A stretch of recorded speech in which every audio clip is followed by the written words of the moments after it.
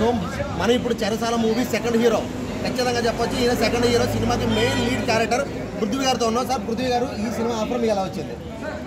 Expected అండి. So lockdown ముందు నేను ఆపర్చునిటీస్ చూస్తుంటే కరెక్ట్ ఆ టైంలో ప్రాజెక్ట్ చేస్తారు.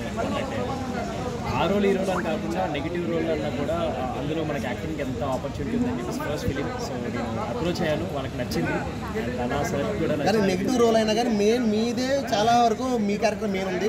ఇక్కడ మీరే కీ రోల్ పాటించింది సినిమాలో. సో చాలా బాగుంది. అంటే ఇంకొక నెక్స్ట్ ఏంటంటే డైరెక్టర్ గారితో మీరు చేసింది ఫస్ట్ సినిమా.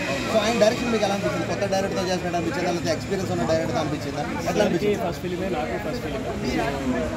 ఆయన చెప్పింది ఆయన దగ్గర నుంచి నేను చాలా నేర్చుకున్నాను actually. So it was very good.